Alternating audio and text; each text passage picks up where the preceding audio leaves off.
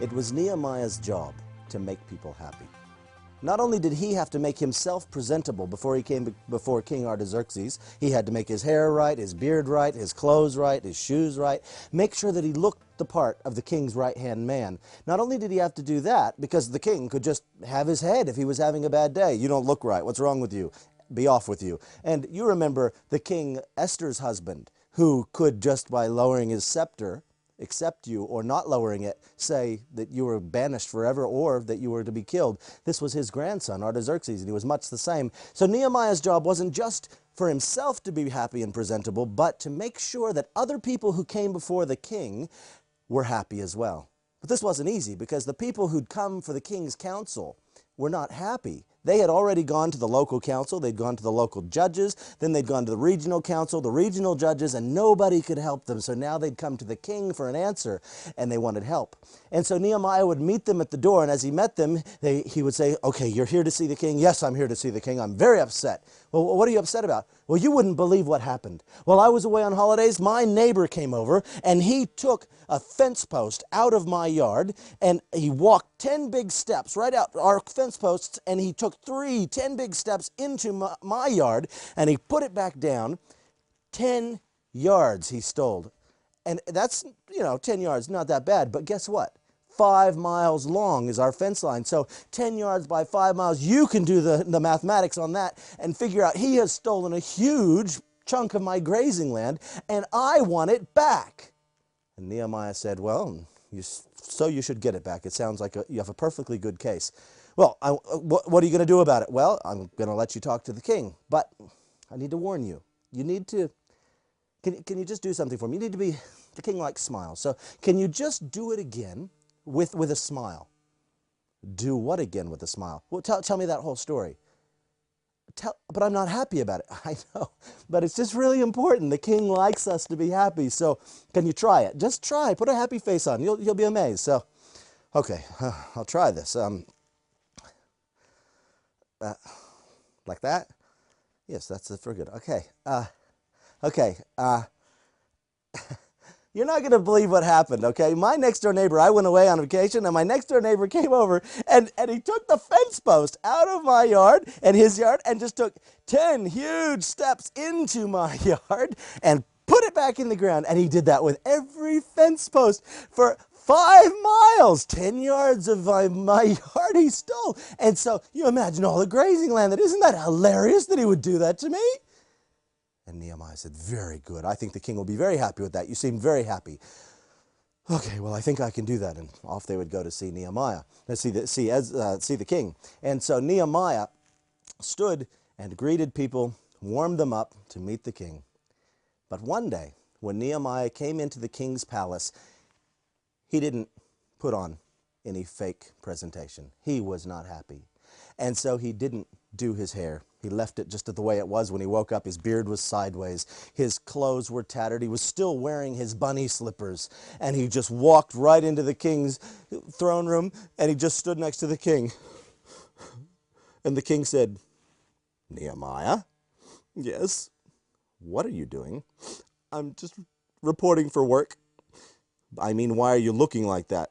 "Well, I can't pretend anymore." "Pretend? What do you mean pretend?" "I'm not happy." "What do you mean you're not happy? How can you not be happy? You work for the greatest king in the world." "I know that, but I just can't pretend anymore. I haven't been happy for a very long time." He said, "But I didn't know about this.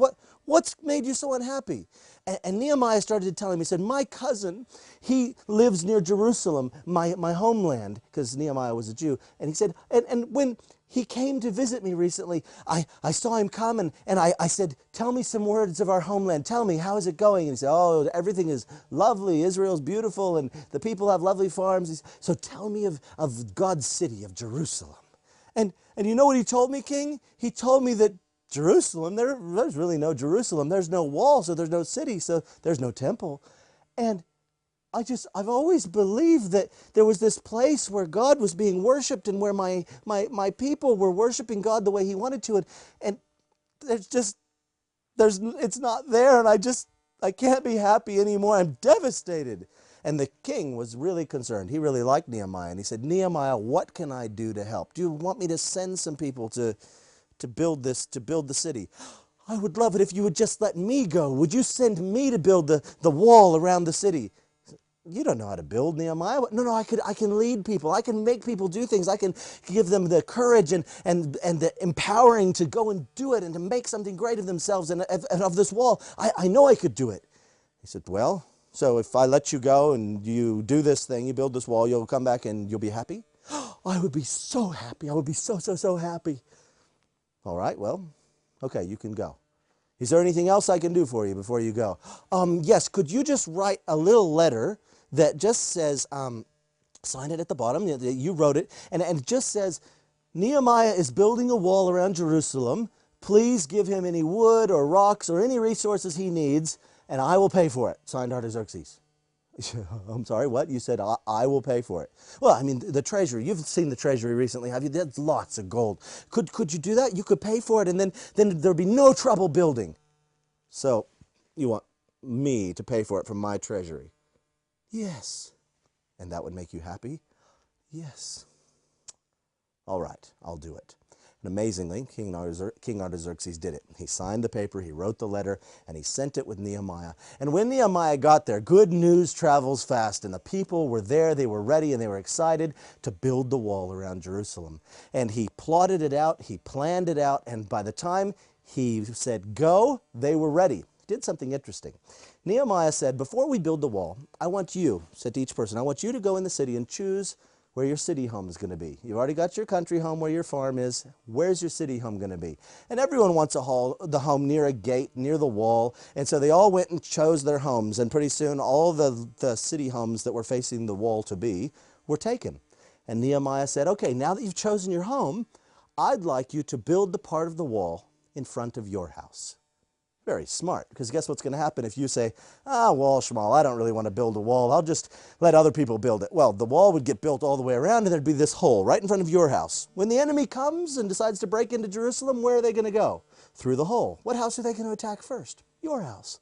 And so everyone built their house as good as their part of the wall as good as they could, as thick as they were supposed to, as tall as they were supposed to, mixed it and matched it with the wall next to it so that it was one consistent wall. And in just 52 days, they'd circumnavigated Jerusalem and the wall was built. And the people celebrated. And Nehemiah said, don't just be happy. I want you to throw a party. 7 days, I want you to party. For this whole 7 days, I want you to just feast and have sweet drinks and delicious food. And look, if you can't start the party tonight because the journey home is going to take you until tomorrow, then I don't want you to go home because I want you to start partying tonight.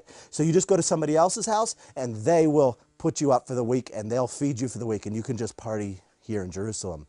And I don't know if he said this, but I get the impression that maybe Artaxerxes was paying for this party. When the party was finished, the people went back to their homes, they came into the city, built their city homes. And it was a month or two later, and the people came to Ezra, who was the priest in Jerusalem. And they said, in cleaning up Jerusalem, we understand that you've found some scrolls. Would we be able to do worship like our ancestors did? Would we be able to have you read the scriptures to us, God's word, the law? Could you read that to us? And we'll build a big stage, and you can read it to us, and we'll all come and we'll listen. And Ezra said, that sounds like a fine idea. And so they built this beautiful stage, massive stage, and Ezra climbed up onto it early in the morning on this special day, and he began to read. In the beginning, God created the heavens and the earth. And he read Genesis, and he read Exodus, and he read Leviticus, and Numbers, and Deuteronomy. He read the entire Torah. And as he was reading, the people were getting excited as they heard the stories. But then they heard that there were these laws, and they realized that God wanted them to be over here where they were supposed to be, but they were way over here. And they were looking at this perfect law that God wanted. We're so far. And they started to tear their clothes, and they started to mourn. How are we ever going to become what God wants us to be? And this is when Nehemiah shows up in the story. We don't know what he's been doing the rest of the day, but he walks up on the stage as everyone is weeping and mourning. And he looks out, and I imagine him having flashbacks of the king's palace, of all these people with bad stories, frustrating stories to tell. And Nehemiah says, call the people to the stage. And they all rush the stage, and they get up really close. And Nehemiah says, stop crying. Stop your mourning, because the joy of the Lord is your strength. And Nehemiah knew this new city was only going to draw people if they used not sadness to become a new people of God, but joy, because the joy of the Lord is your strength.